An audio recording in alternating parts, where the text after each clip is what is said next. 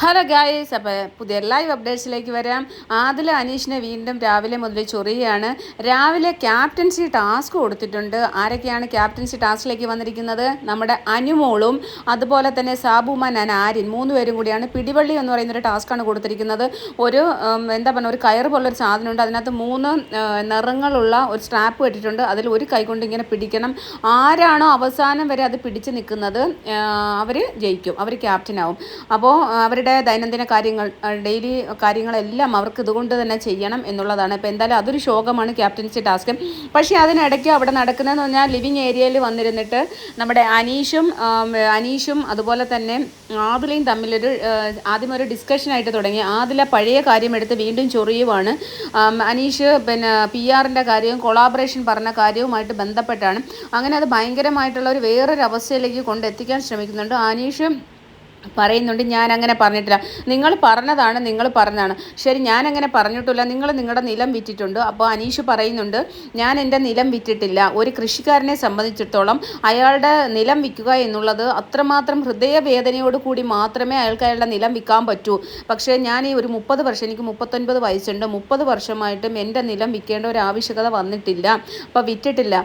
അപ്പം ലക്ഷ്മി ചോദിക്കുന്നുണ്ട്, അങ്ങനെ ഒരു ആവശ്യം വന്നു കഴിഞ്ഞാൽ, ഒരു എമർജൻസി വന്നു കഴിഞ്ഞാൽ വിൽക്കേണ്ടി വരില്ല. അപ്പോൾ പറഞ്ഞു, എനിക്കൊരു ജോലി ഉണ്ടായിരുന്നു ഇതുവരെ, അപ്പം ഞങ്ങൾ മാക്സിമം നോക്കും. പിന്നെ അത്രയ്ക്കും എമർജൻസി വന്നു, ഒരുപാട് പൈസ വേണ്ടി വരുന്ന ഒരു എമർജൻസി വന്നു കഴിഞ്ഞാൽ അത്രമാത്രം വേദനയോടെ നമ്മൾ വിൽക്കും. ഏതൊരു കൃഷിക്കാരനും അത്രമാത്രം ഏതെങ്കിലും ഒരു അത്യാവശ്യം അവരുടെ ജീവിതത്തിൽ വന്നു കഴിഞ്ഞാൽ അവരെ അത്രമാത്രം വേദനയോട് കൂടിയായിരിക്കും അവരെ കൃഷിപ്പാടങ്ങൾ വിൽക്കുക. കൃഷിപ്പാടമെന്നല്ല, ഒരു പ്രോപ്പർട്ടി ആയാലും നമുക്കൊരു വീടായാലും എല്ലാം നമ്മൾ അത്രമാത്രം വേദനയോട് കൂടിയേ നമ്മൾ വിൽക്കത്തുള്ളൂ. കാരണം എന്ന് പറഞ്ഞാൽ നമ്മൾ ആഗ്രഹിച്ചുണ്ടാക്കിയ ഒരു വീട്, അല്ലെങ്കിൽ ആഗ്രഹിച്ചുണ്ടാക്കിയ കുറച്ച് വസ്തു, അല്ല ആഗ്രഹിച്ച് നമ്മൾ വാങ്ങിയ ഒരു വസ്തു വിൽക്കണമെന്നുണ്ടെങ്കിൽ നമ്മൾ അത്രമാത്രം വിഷമത്തോടു കൂടിയേ വിൽക്കാൻ പറ്റൂ. കാരണം എന്ന് പറഞ്ഞാൽ നമ്മൾക്ക് ഒരു എമർജൻസി കാര്യം വരുമ്പോൾ നമുക്ക് വിൽക്കാതിരിക്കാൻ പറ്റില്ലെങ്കിൽ മാത്രമേ വിൽക്കൂ. ഇതാണ് അനീഷ് അവിടെ പറയുന്നത്. പക്ഷേ ആദില ഇത് പറഞ്ഞുകൊണ്ടേ ഇരിക്കുന്നു. എന്നിട്ട് അപ്പം അത് പ്രശ്നമാവുന്നുണ്ട്. അപ്പം നൂറ പറയുന്നു, ചിലപ്പോൾ ചേട്ടൻ അത് കളിയായിട്ട് ചിലപ്പം വല്ലതും പറഞ്ഞതായിരിക്കുമെന്ന്. പക്ഷേ ഇതെന്താണ് സംഭവം എന്ന് നമുക്ക് എല്ലാവർക്കും അറിയും. ഇത് ഷാനവാസും ആദിലയും തമ്മിൽ ഉണ്ടാക്കിയ ഒരു കാര്യമാണ്. അപ്പോൾ അനീഷ് വെല്ലുവിളിക്കുന്നുണ്ട്, അങ്ങനെ നിങ്ങളൊരു തെളിയിച്ചാൽ, ബിഗ് ബോസിനോട് പറഞ്ഞിട്ട് നിങ്ങൾ അങ്ങനെ, ഞാനൊരു ചലഞ്ചായിട്ട് പറയുകയാണ്, അങ്ങനെ ഞാൻ പ്രോപ്പർട്ടി ഞാൻ അങ്ങനെ പറഞ്ഞിട്ടുമില്ല, എടുത്തിട്ടുമില്ല, വസ്തു വിറ്റിട്ടുമില്ല, അങ്ങനെ നിങ്ങൾ എന്നെ തെളിയിച്ചാൽ ഞാൻ ഇവിടെ ബിഗ് ബോസ് ഹൗസിൽ നിന്ന് പോകാൻ തയ്യാറാണ് എന്ന് പറഞ്ഞു. അപ്പോൾ തിരിച്ച് ഞാനൊരു കാര്യം പറയാണ്, അങ്ങനെ തെളിഞ്ഞില്ലെങ്കിൽ ആദില പോകാൻ തയ്യാറാണോ എന്ന് ചോദിച്ചപ്പോൾ അതിനെക്കുറിച്ച് ആദില പറയുന്നത്, ഇങ്ങനെയുള്ള കാര്യങ്ങൾക്ക് പുറത്തു പോകാൻ വന്നവളല്ല ഞാനെന്ന്. അപ്പോൾ പിന്നെ എന്തിനാണ് ഇങ്ങനെ നുണ പറയുന്നത്? അപ്പോൾ പറഞ്ഞു, നിങ്ങൾ പറഞ്ഞിട്ടുണ്ടെന്ന്. അപ്പോൾ പറഞ്ഞിട്ടില്ല, ഞാനത് പറഞ്ഞിട്ടുമില്ല, ഞാനത് വിറ്റിട്ടുമില്ല. അപ്പോൾ ഉടനെ ലക്ഷ്മി ചോദിക്കുന്നു, നിങ്ങൾ അനീഷയെ പറഞ്ഞതിനാണോ പ്രശ്നം? പറഞ്ഞിട്ടില്ല എന്നൊരു വീഡിയോ, പറഞ്ഞു എന്നുള്ള വീഡിയോ കാണിച്ചാൽ നിങ്ങൾ പുറത്തു പോകുമോ? അപ്പോൾ പറഞ്ഞു, ഞാൻ പറഞ്ഞിട്ടുമില്ല, വിറ്റിട്ടുമില്ല എന്ന് പറയുന്നത്. അപ്പോൾ അനീഷിനെ ട്രാപ്പിലാക്കാൻ വേണ്ടി ഇവർ മാക്സിമം ശ്രമിക്കുകയാണ്. അപ്പോൾ ഏതെങ്കിലും ഒരു കാരണവശാൽ എൻ്റെ അനീഷിന് എന്ത് പൊട്ടനാണെന്ന്, അനീഷ് വിൽക്കാത്തൊരു സ്ഥലം ഞാൻ എൻ്റെ നിലം വിറ്റ് PR കൊടുത്തിട്ട് ഇങ്ങോട്ട് വരാമെന്ന് പറഞ്ഞാൽ അയാൾ അത്ര കോമൺ സെൻസ് ഇല്ലാത്ത മനുഷ്യനാണോ? അപ്പോൾ അയാൾ പറയുന്നതെല്ലാം നമ്മൾ കൃത്യമായിട്ട് കേൾക്കുന്നുണ്ട്. അയാളുടെ എല്ലാ ഒരു കോൺവെർസേഷനും നമ്മളിവിടെ ലൈവിൽ കാണുന്നതാണ്.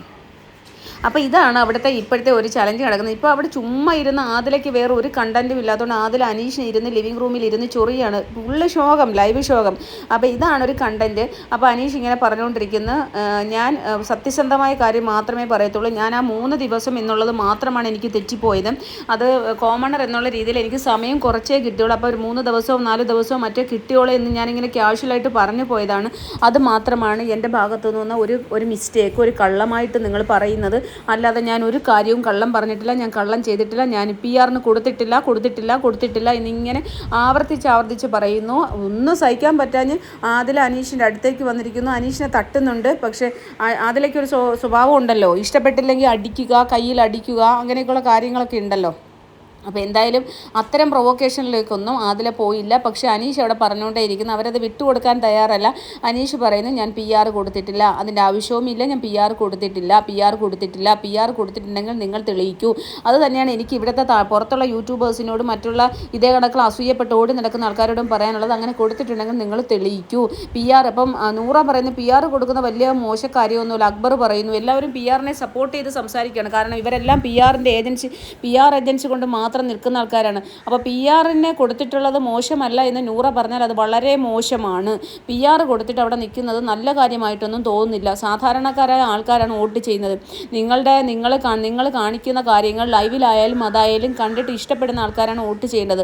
നിങ്ങൾ പൈസ ലക്ഷക്കണക്കിന് രൂപ PR കൊടുക്കാമെന്ന് പറഞ്ഞ് എഗ്രിമെൻ്റ് ഒക്കെ ചെയ്തിട്ട് PR നിങ്ങളെ ബൂസ്റ്റ് ചെയ്ത് കാണിക്കലല്ല. നിങ്ങൾ കാണിക്കുന്ന കാര്യങ്ങൾ ഏഷ്യാനെറ്റ് വഴിയും ഹോട്ട്സ്റ്റാർ വഴിയും കാണുന്ന കാര്യങ്ങൾ, പിന്നെ യൂട്യൂബേഴ്സിൻ്റെ റിവ്യൂ, ഇത്രയും കണ്ടിട്ടാണ് ജനങ്ങൾക്ക് ഓരോ വ്യക്തികളെയും ഇഷ്ടപ്പെടുന്നത്. അപ്പോൾ നൂറയും അക്ബറും പറയുന്നത് ഒരു മോശമായ കാര്യമൊന്നുമല്ല PR കൊടുത്ത് ബിഗ് ബോസിൽ കളിക്കാൻ വരുന്നത്. പക്ഷേ എനിക്കത് മോശമായിട്ടുള്ള കാര്യങ്ങൾ തന്നെയാണ്. എന്നെ സംബന്ധിച്ചിടത്തോളം അത് വളരെ മോശമായിട്ടുള്ള കാര്യങ്ങളാണ്. നമ്മൾ ഒരു ബിഗ് ബോസ് ഹൗസിൽ ഒരു മത്സരാർത്ഥിയായിട്ട് പോകേണ്ടി വന്നാൽ നമ്മുടെ ഇൻസ്റ്റാ പേജ് പോലും ആരെയും ഏൽപ്പിക്കില്ല, സ്വന്തം വീട്ടുകാരെ പോലും ഏൽപ്പിക്കത്തില്ല. കാരണം അതിൻ്റെ ആവശ്യമില്ല. നമ്മൾ ബിഗ് ബോസ് ഹൗസിലേക്ക് പോകുമ്പോൾ അവിടെ എന്താണോ അത് ജനങ്ങൾ ആരെങ്കിലും കാണുന്നുണ്ടെങ്കിൽ, അങ്ങനെ കാണാൻ പാകത്തിന് എന്തെങ്കിലും ക്യാമറയിൽ നമ്മുടെ മുഖം പതിയുന്നുണ്ടെങ്കിൽ അത് കണ്ട് ഇഷ്ടപ്പെടുന്ന അവർ മാത്രം നമ്മളെ സപ്പോർട്ട് ചെയ്താൽ മതി. കാരണം നമ്മൾ അവിടെ പോയിട്ട് നമ്മുടെ ഇൻസ്റ്റാ പേജ് വഴി അയക്കും, ഇതൊന്നും ചെയ്യേണ്ട ആവശ്യമില്ല. കാരണം ഓൾറെഡി ഏഷ്യാനെറ്റ് കാണിക്കുന്നുണ്ട്. ഏഷ്യാനെറ്റിൻ്റെ ഓരോ ദിവസത്തെയും എപ്പിസോഡിൽ 5 ലക്ഷവും 4 ലക്ഷവും ആൾക്കാർ കാണുന്നുണ്ട്. അതുപോലെ ഹോട്ട്സ്റ്റാറിലും കാണുന്നുണ്ട്. അതിലാരെങ്കിലുമൊക്കെ ഇഷ്ടപ്പെടുന്ന, നമ്മളെ കണ്ട് നമ്മുടെ ക്യാരക്ടർ അല്ലെങ്കിൽ നമ്മുടെ ബിഹേവിയർ അല്ലെങ്കിൽ നമ്മുടെ ഗെയിം ഇഷ്ടപ്പെടുന്ന വരുന്നവർ മാത്രം വോട്ട് ചെയ്താൽ മതി. അങ്ങനെ വിചാരിച്ചിട്ട് പോകണം. അതാണ് റിയൽ ഗെയിം. അതാണിപ്പോൾ അനീഷ് കാണിക്കുന്നത്. അനീഷ് അതിനകത്തെ ഗെയിം കളിക്കുന്നു. അയാൾ ആർക്കും അറിയില്ലായിരുന്നു. അയാൾ അവിടെ പോയതിന് ശേഷമാണ് ഇങ്ങനൊരു വ്യക്തിയെ ഞാൻ അറിയാൻ തുടങ്ങിയത്. എൻ്റെ വീഡിയോ കാണുന്ന ഭൂരിപക്ഷം 90% ആൾക്കാരും അങ്ങനെ തന്നെയാണ് ഈ അനീഷിനെ പരിചയമുള്ളത്. അല്ലാത്ത ഹേറ്റേഴ്സ് പറയും അയാൾ റിയാലിറ്റി ഷോയിൽ പങ്കെടുത്തതാണ്, അയാൾ മറ്റേത് പങ്കെടുത്തതാണ്. അത് നമ്മൾ നേരത്തെ പറഞ്ഞു കഴിഞ്ഞു, അത് വീണ്ടും ആവർത്തിക്കുന്നില്ല.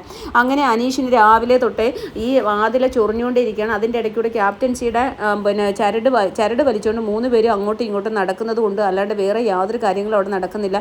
അനീഷാണ് ഇവിടെ ഒരു കണ്ടന്റ് ഉണ്ടാക്കി കൊടുത്തുകൊണ്ടിരിക്കുന്നത് കേട്ടോ.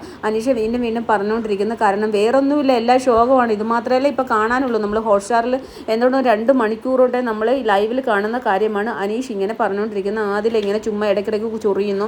അപ്പോൾ അതിൻ്റെ മറുപടിയായിട്ട് അനീഷ് പറഞ്ഞുകൊണ്ടേ ഇരിക്കുന്നു. അതിൻ്റെ അവിടെ പിന്നെ മുതച്ചു മൂടി രോഗികളെ പോലെ നൂറ സോഫയിൽ കിടക്കുന്നു, എഴുന്നേക്കുന്നു, പിന്നെ കൂനി പിടിച്ചിരിക്കുന്നില്ല.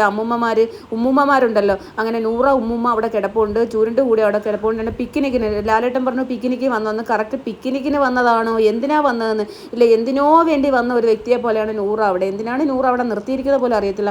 അത്യാവശ്യം കുറച്ചെങ്കിലും നെഗറ്റീവായാലും കളിക്കുന്നത് ആദിലായിട്ടാണ് എനിക്ക് ഫീൽ ചെയ്യുന്നത്. നൂറയൊക്കെ എപ്പോഴേ പുറത്താക്കേണ്ട സമയം കഴിഞ്ഞു. അപ്പോൾ ഗൈസ്, അതാണ് ലൈവിലെ നെക്സ്റ്റ് അപ്ഡേറ്റ് ആയിട്ട് വരുന്നതായിരിക്കും. ബൈ.